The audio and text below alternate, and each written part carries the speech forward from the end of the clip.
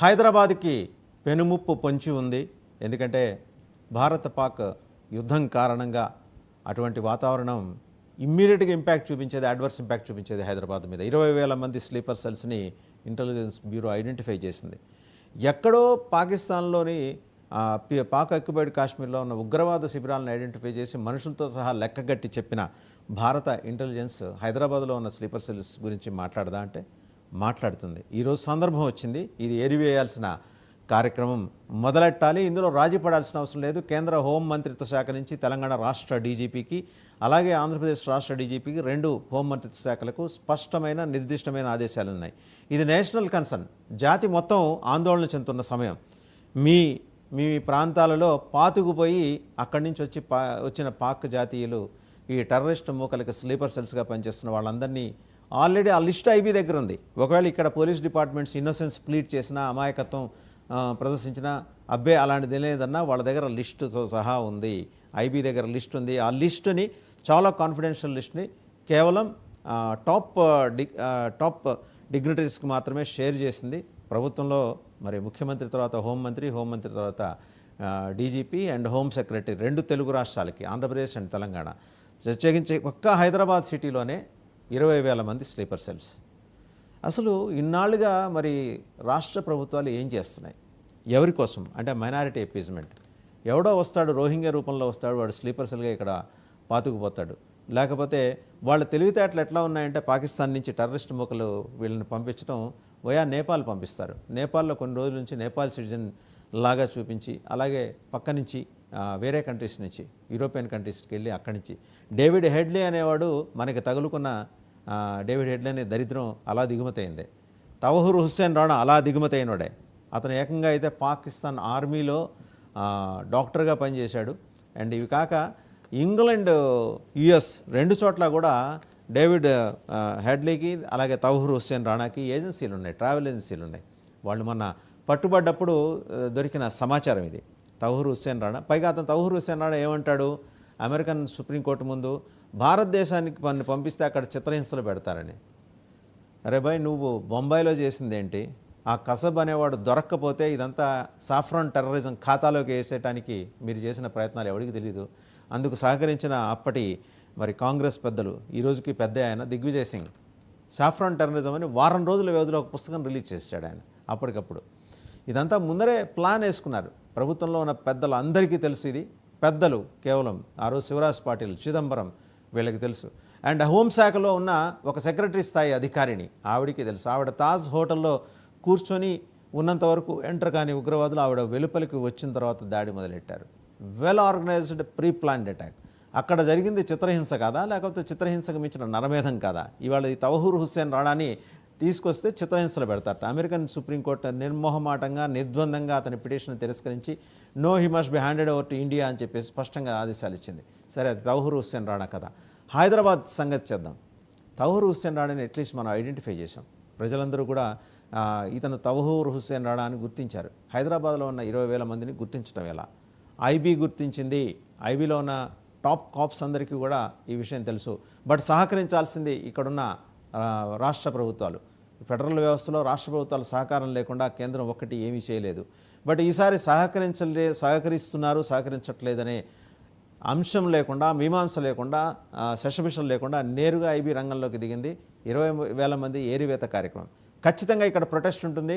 ఎందుకంటే పాకిస్తాన్లో జరిగిన దానికి గాను ఆ ఉగ్రవాద క్యాంపుల్ని టార్గెట్ చేసి దాదాపు ఇప్పటివరకు చనిపోయింది 264 మంది లెక్క. ఇతమిధంగా ఇంకా ప్రకటించాల్సి ఉంది. పాక్ అధికారిక లెక్క 90 మంది మరణించినట్టు.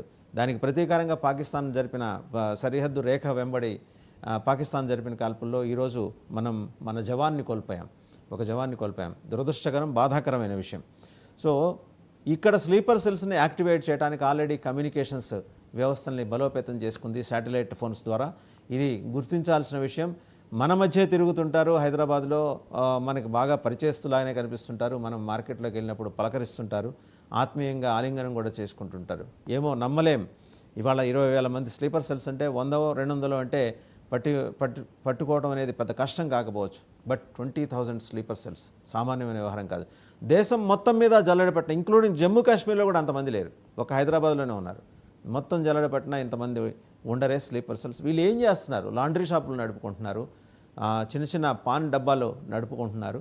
అలాగే అందరికీ ఎక్కువ ఆశ్చర్యం కలిగించే విషయం ఏంటంటే సాదా సీదా కూరగాయలు అమ్ముకునే వాళ్ళ మాదిరి తోపుడు బళ్ళ మీద కూడా మన మధ్య సంచరిస్తుంటారు. ఇన్ఫర్మేషన్ మాత్రం చేరుతూ ఉంటుంది ఎక్కడికక్కడ. చాలా సెన్సిటివ్ ప్లేసెస్ హైదరాబాద్లో ఉన్నాయి, not only in old city and new city. వాళ్ళ టార్గెట్ ఈరోజు financial district, sleeper cells target హైదరాబాద్లో ఉన్న ఫైనాన్షియల్ డిస్ట్రిక్ట్ మొత్తం నానక్రామ్ కూడా అవతల నుంచి కూడా ప్రస్తుతం వాళ్ళ రాడార్లో ఉంది. అండ్ అలాగే విజయవాడ వైపు విస్తరిస్తున్న కొత్త కాలనీల మీద కూడా టార్గెట్ ఉంది. ఈసారి పూర్తి సివిలియన్స్ ఉండే చోటనే చేద్దాము, కమర్షియల్ ఎస్టాబ్లిష్మెంట్స్ కాకుండా, వైటల్ ఎస్టాబ్లిష్మెంట్స్ కాకుండా. దానికి తోడు మిథానీ కావచ్చు అండ్ డిఆర్డిఓ కావచ్చు, చాలా సెన్సిటివ్ ఏరియాస్, బాలాపూర్ వైపు ఉన్న రక్షణ శాఖకి సంబంధించిన సంస్థలు, కార్యాలయాలు, వీటన్నిటి మీద కూడా స్లీపర్ సెల్స్ ఫోకస్ పెట్టే ప్రమాదం ఉంది. వీళ్ళని ఏరివేయటానికి తెలంగాణ పోలీస్ దగ్గర సమాచారం లేదా అంటే ఉంది వాళ్ళకి, బట్ వాళ్ళని పని చేయనియాలి. తెలంగాణ పోలీసుకి పూర్తి స్వేచ్ఛ ఇస్తే స్లీపర్ సెల్స్ని వాళ్ళు అరగంటలో లోపల తీసుకొచ్చేస్తారు. వాళ్ళంత సమర్థులు. ఎక్కడ కూడా తెలంగాణ పోలీస్ వ్యవస్థని బీలిటిల్ చేయాల్సిన అవసరం లేదు. అత్యంత సమర్థవంతమైన పోలీస్ యంత్రాంగం ఇటు తెలంగాణలో ఉంది, అటు ఆంధ్రప్రదేశ్లో కూడా ఉంది. ఆంధ్రప్రదేశ్ దగ్గరకు వచ్చేప్పటికీ కర్నూలు జిల్లాలోనే ఆత్మకూరు, అలాగే నంద్యాలలో ఏకంగా ప్రొటెస్ట్ క్యారీ అవుట్ చేశారు. ఏది మనం ఈ పహల్గాం దాడి ఘటన జరిగిన తర్వాత అందరూ దాడికి వ్యతిరేకంగా ప్రొటెస్ట్ చేస్తే పాకిస్తాన్కి అనుకూలంగా నినాదాలు చేస్తూ పెద్ద ఎత్తున ప్రదర్శన నంద్యాలలో చేశారు. ఇంతవరకు మరి వాళ్ళ మీద యాక్షన్ తీసుకున్న సందర్భం లేదు.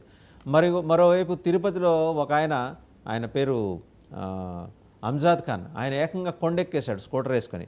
ఆయన మరి ఏ ఖాతాలో కలిపి వదిలేశారో తెలియదు. ఆయన కనీసం అదుపులో తీసుకున్న అలిపిరి పోలీసులు ఒక మామూలు పిచ్చోడు కేసు కింద ఒకటి రిజిస్టర్ చేశారు. అప్పట్లో ఈ ట్రెండ్ని సెట్ చేసింది ఎవరంటే మనకి గౌతమ్ సవాంగ్ గారని ఒక డీజీపీ ఉండేవారు. ఆయన ఏ సంఘటన జరిగినా, రథాలు కాలిపోయినా, విగ్రహాలు తలనరికినా పిచ్చోళ్ళు చేశారని చెప్పి ఆ పిచ్చోళ్ళ కేటగిరీలోనే ఇప్పటి కూటమి ప్రభుత్వం కూడా అంజాద్ ఖాన్ని పిచ్చోడి కేటగిరీలో చేసి ఆయన వదిలేసింది. ఏమో ఎవరి వెనకాల ఎలాంటి మోటివ్స్ ఉన్నాయో మనకి తెలియదు. కరెక్ట్గా మనం ఎందుకు దీన్ని డాట్స్ని కనెక్ట్ చేయాల్సి వస్తుంది అంటే, మరి అతను వెళ్ళిన రంజాన్ మాసం రోజున, రంజాన్ పర్వదినాన అతను వెళ్ళాడు కొండకి. మా తాత ఉన్నాడు, అక్కడికి వెళ్ళి నమాజ్ చదవమన్నాడని చెప్పాడు. అది సీరియస్గా తీసుకోవాల్సిన విషయంగా మరి ఎందుకనో ఆంధ్రప్రదేశ్ రాష్ట్ర ప్రభుత్వం పరిగణలోకి తీసుకోలేదు. బట్ ఐబీ తీసుకుంది, ఇంటెలిజెన్స్ బ్యూరో తీసుకుంది, అతని కదలికల మీద నిఘా ఉంచింది. అలాగని ఇమీడియట్గా అతను ఏం అదుపులో తీసుకోలేదు. Is very much present. ప్రశాంతంగా అతను తన పనులు తాను చేసుకుంటున్నాడు తిరుపతిలో. మరి అతని బిజినెస్ ఏంటో, అతని యాక్టివిటీస్ ఏంటో కనుక్కునే ప్రయత్నం చేయలేదు. మరోపక్క కోయంబత్తూరు నుంచి ల్యాండ్ అవుతున్నారు. ఆంధ్రప్రదేశ్కి పట్టిన దరిద్రం ఏంటంటే అన్ని వైపుల నుంచి కూడా వచ్చి అక్కడ సెటిల్ అవుతుంటారు. కర్నూలు, ఆత్మకూరు అండ్ అలాగే నంద్యాల, ఇంకా గుంటూరు సిటీ, ప్రత్యేకించి బస్ స్టేషన్కి సమీపంలోని ఒక కీలకమైన ప్రాంతం. అక్కడ అన్యులు ఎవరైనా, అంటే ప్రత్యేకించి హిందువులు ఎవరైనా వెళ్ళినా ఇమీడియట్గా ఐడెంటిఫై చేస్తారు వాళ్ళని. మా ఏరియాలో వీళ్ళకేంటి పని అన్నట్టు కాన్స్టెంట్గా వాళ్ళని వాచ్ చేస్తూ ఉంటారు. మరి 20,000 మంది హైదరాబాద్లో ఉంటే ఆంధ్రప్రదేశ్లో కనీసం 1,200 మంది ఉన్నట్టు సమాచారం.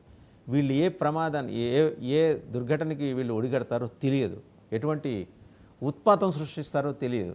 మరి వీళ్ళని ఏరివేయాల్సిన బాధ్యత ఏంటి? లాస్ట్ టైం ఓటర్స్ లిస్ట్ ఒకసారి కనుక గమనిస్తే మనం, ఒక శ్మశానం కేర్ ఆఫ్ అడ్రస్గా 370 మంది మరి ఓటర్స్గా నమోదయ్యారు హైదరాబాద్లో. అలాగే ఒక చిన్న టిక్కీ లాంటి ఇంట్లో 750 మంది ఓటర్లు ఎలా ఇచ్చేశారు? ఆ ఓటర్ కార్డ్స్ను రద్దు చేశారా? అలాగే వాళ్ళకున్న ఆధార్ కార్డ్స్ను రద్దు చేశారా? వాళ్ళ ఐడెంటిటీస్ని ఎసర్టైన్ చేశారా? వాళ్ళని పిలిచిందా లోకల్ పోలీస్ పిలిచి మాట్లాడాలి. లోకల్ పోలీస్ని వాళ్ళని పిలవనీయకుండా లోకల్ పోలీస్ని అడ్డుకుంటున్న వాళ్ళు ఎవరు? ఖచ్చితంగా ఇదంతా మాట్లాడాల్సిన విషయాలే. ఇప్పుడు ఇవాళ మాట్లాడటానికి టైం లేదు, డైరెక్ట్ యాక్షన్లోకి దిగాలి. అందుకని ఇంటెలిజెన్స్ బ్యూరో చాలా సీరియస్గా దీని మీద దృష్టి పెట్టింది. దాదాపు 9 అసెంబ్లీ నియోజకవర్గాల పరిధిలో హైదరాబాద్లో ఈరోజు వీళ్ళు చాలా నిద్రాణంగా తమ పని తాము చేసుకుంటున్నారు. కూరగాయల వర్తకుల్లా కనిపించవచ్చు, పాన్ డబ్బాలు నడుపుకోవచ్చు, టీ స్టాల్స్ నడుపుకోవచ్చు, లాండ్రీ తోపుడు వాళ్ళ మీద లాండ్రీ నడుపుకోవచ్చు, ఇస్త్రీ బండిలు నడుపుకోవచ్చు. చాలా రకరకాల వ్యాపారాల్లో వీళ్ళు నిమగ్నమై ఉన్నారు. చాలా సాధారణ పౌరుల్లాగానే ఉంటారు, కలిసిపోయి ఉంటారు. అందువల్ల ప్రత్యేకంగా ఏంటంటే మర్యాదపూర్వకంగా నమస్కరించడాలు, పలకరింపులు, ఇలాంటివన్నీ ఇప్పుడు ఈ దాడి జరిగిన తర్వాత పహల్గాం దాడి జరిగిన తర్వాత కొంత అప్రమత్తమయ్యారు హైదరాబాద్ పౌరులు. ఎవరు మనవాళ్ళు అంటే మన దేశస్తులు, ఎవరు పరాయి వాళ్ళు అనేది ఇక్కడ గమనించాల్సిన విషయం. అలాగే ఓవైసీ చాలా గట్టి స్టాండ్ తీసుకున్నారు ఆయన. పాకిస్తాన్ ముర్దాబాద్, భారత్ జిందాబాద్. ఒకసారి మనం కాసేపట్లో ఆ వీడియో కూడా చూడొచ్చు. ఆయన ఏ కాంటెక్స్లో ఆయన తీసుకున్నారంటే పహల్గాం దాడి తర్వాత తన గళాన్ని చాలా బలంగా విప్పారు. 10 ఏళ్ల క్రితం ఉన్న ఓవైసీ కాదు ఈరోజు ఉన్నది. ఆయన ఒక పరివర్తన చెందిన మనస్తత్వంతో నేను ఇక్కడ పుట్టాను, ఇక్కడ పెరిగాను, ఇక్కడ హైదరాబాద్ నాకు, ఈ తెలంగాణ నాకు జీవగడ్డ. ఒకసారి ఆయన ఏం మాట్లాడారో చూద్దాం. हमारे साथ नारा लगाइए, पाकिस्तान मुर्दाबाद, पाकिस्तान मुर्दाबाद, भारत जिंदाबाद, भारत जिंदाबाद, बख्त अंसारी जिंदाबाद, अस्सलाम वालेकुम व रहमतुल्लाहि व बरकातहू. हमारे साथ नारा చూశారు लगाइए. కదా, చాలా కమిటెడ్గా ఆయన is extending his solidarity and is extending cooperation. ఇక ఆయన చెప్పినట్టు ప్రస్తుతం అయితే కొంత సహకారం లభించవచ్చు. లోకల్ పోలీస్ ఖచ్చితంగా ఇన్వాల్వ్ అవ్వాల్సిన అవసరం. అలర్ట్ వచ్చింది కేంద్ర హోంమంత్రిత్వ శాఖ నుంచి, అలర్ట్ వచ్చింది భారత రక్షణ శాఖ నుంచి. ఇక్కడ వైటల్ ఇన్స్టిట్యూషన్స్ చాలా ఉన్నాయి హైదరాబాద్లో. మళ్ళీ ఆంధ్రప్రదేశ్కి వస్తే ఆంధ్రప్రదేశ్లో వైటల్ ఇన్స్టిట్యూషన్స్కి లెక్కలేనంత. ఎందుకంటే across the east coast eastern naval command ఉంది, తూర్పు నావికా దళం అండ్ హెచ్పిసిఎల్ లాంటి పెద్ద పెద్ద సంస్థలు అక్కడ ఉన్నాయి.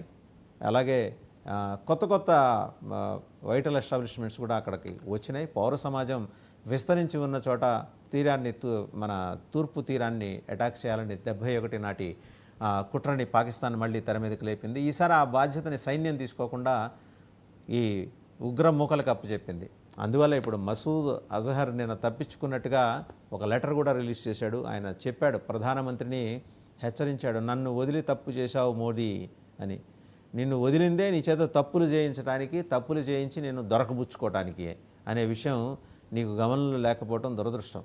అంటే మిగిలినవన్నీ పెరిగాయి కానీ ఇది పెరగలేదనే దానికి నీకన్నా క్లాసిక్ ఎగ్జాంపుల్ ఎవరు ఉండరు, మసూద్ అజహర్. అండ్ అలాగే ఇంకొక ఆయన హఫీజ్ సయీద్, ఆయన్ని కూడా ఊరుకునేది లేదు. ఈసారి చాలా పట్టుదల మీద ఉన్నారు అజిత్ దోవల్. ఎట్టి పరిస్థితుల్లో ఈ అంతర్జాతీయ ఉగ్రవాదుల్ని మట్టు పెట్టకపోతే, అండ్ ఒక there has been a demand. అతను ఏమన్నాడు కూడా ఒకసారి మనం చూడొచ్చు. హఫీజ్ సయీద్ 78 ఏళ్ళు అతను. अगर तू पानी बंद करेगा इंशाअल्लाह हम तेरी सांस बंद करेंगे, इन दरियाओं में फिर खून बहेगा. अगर तू సో నీళ్ళు వదలకపోతే మన శ్వాస నొక్కేస్తాట. ఈయన క్లోన్ బ్రదర్ ఒక ఆయన ఉన్నాడు, మహమ్మద్ యూనస్ అని, మరి నోబెల్ బహుమతి కూడా తీసుకున్నాడు, బంగ్లాదేశ్ ప్రీమియర్. ఆయన అంటాడు, మేము చికెన్ నెక్ లాంటి మీ పీకని మేము నొక్కేస్తే మీ మొండెం తల వేరవుతుంది. తల అంటే 7 sisters ఆఫ్ ది ఈస్ట్, 7 ఈశాన్య రాష్ట్రాలు. మొండెం అంటే మిగిలిన భారతదేశం. 60 కిలోమీటర్ల వెడల్పున్న ఆ ప్రాంతాన్ని ఆయన ఇలా నొక్కేస్తాట. గట్టిగా ఒక డ్యామ్ గేట్లు తెరిస్తే కొట్టుకుపోయే బంగ్లాదేశ్ నువ్వు కూడా మాట్లాడతావా? భారతదేశం అలాంటి ప్రయత్నం చేయదు. ఎందుకంటే అక్కడ బంగ్లాదేశ్లో పౌర సమాజం ఉంది. సో మీకు మళ్ళీ సంస్కారహీనంగా, విచక్షణ కోల్పోయి మాట్లాడే వ్యవహారాలు. మరి దేన్ని చూసి, ఏ లాబీ చేసి నువ్వు తెచ్చుకున్నావో నోబెల్ శాంతి బహుమతి తెలియదు. కానీ మహమ్మద్ యూనస్, నువ్వు గొప్ప ఆర్థికవేత్తవి, నువ్వు ఆ రంగంలో మిగిలిపోయి ఉంటే సరిపోయేది. నిన్నెవరు అక్కడికి పంపించి నిన్ను ఆ కుర్చీలో కూర్చోబెట్టారో అందరికీ తెలిసిందే. ఎవరి ప్రయోజనాలు? ఇవాళ నువ్వు మునీర్ కలిసి చేస్తున్న కుట్ర, అటు ఈస్ట్ పాకిస్తాన్ని వెస్ట్ పాకిస్తాన్ని కలిపి ద్విజాతి సిద్ధాంతాన్ని చాలా బలంగా తెర మీదకు తీసుకొచ్చి దాన్ని ప్రాపగేట్ చేసి కమ్యూనికేషన్ సిస్టమ్ని బలోపేతం చేసుకొని మీరు భారతదేశం మీద దాడికి తెగబడాలని చూస్తున్నారు. సిగ్గనిపించట్లేదా? మీ మానాన మీకు బతకండి అని చెప్పేసి మీకు దేశం ఇప్పించిన మహాతల్లి ఆ రోజు Indira Gandhi, iron lady, very tough lady. ఆవిడ కంకణం కట్టుకొని మరి మీరు ఇబ్బంది పడుతున్నారని చెప్పి మీకు దేశం ఇప్పిస్తే మీరు చేసేది ఇదా? మా మెడ నొక్కేస్తారా? ఇంకొక ఆయనేమో మోదీ గారికి శ్వాస ఆడకుండా చేస్తాడా? ఇంకొక ఆయనేమో ఆయన మునీర్ ఆ జువెనల్ వీన్ కట్ చేస్తాడట. అంటే ఈ మెడల్ నొక్కేయటం, గొంతు పిసికేయటం, అలాగే ఆ నరాలు తెగ్గోయటం తప్పించి మీకు వేరే పదజాలం ఉండదా? మునీర్ పక్కన షేక్ ఆయన సయ్యద్ ఆసిమ్ మాలిక్ అని ఆయన కొత్తగా వచ్చాడు. ఆయన కూడా ఇంతకుముందు ఐఎస్ఐ చీఫ్, అదనంగా ఇప్పుడు నేషనల్ సెక్యూరిటీ అడ్వైజర్ రోల్ కూడా ఇచ్చారు. అంటే వీళ్ళెవరు మన అజిత్ దోవల్ గారికి ఆ స్థాయికి సరితూగే మనుషులు కాదు, చాలా చిన్న స్థాయి ఆఫీసర్స్. ఈవెన్ వాళ్ళకున్న బెటాలియన్ కమాండర్ స్థాయి కూడా కాదు అతనిది. సరే, మళ్ళీ అదొక కుట్రపూరిత దేశంగా క్లెయిమ్ చేసుకుంటాం ఒక పెద్ద ఉగ్రవాద క్యాంప్ అది. మొత్తం 9 క్యాంప్స్ని డిస్మాంటిల్ చేసింది భారత సైన్యం. ఇంకా 12 మిగిలి ఉన్నాయి. అవుట్ ఆఫ్ ఆ 12ని కూడా కంప్లీట్గా డిస్మాంటిల్ చేసి ఏ కలుగుల్లో దాక్కున్నా మసూద్ అజహర్ చనిపోయి ఉంటాడు, అతని పేరుతో ఎవరో ఇచ్చారనే మాట కూడా వస్తుంది. ఎనీహో అది కూడా ఎసర్టైన్ అవుతుంది కపుల్ ఆఫ్ డేస్లో. అండ్ హఫీజ్ సయ్యద్ అయితే ఇంకా కలుగుల్లో దాక్కుని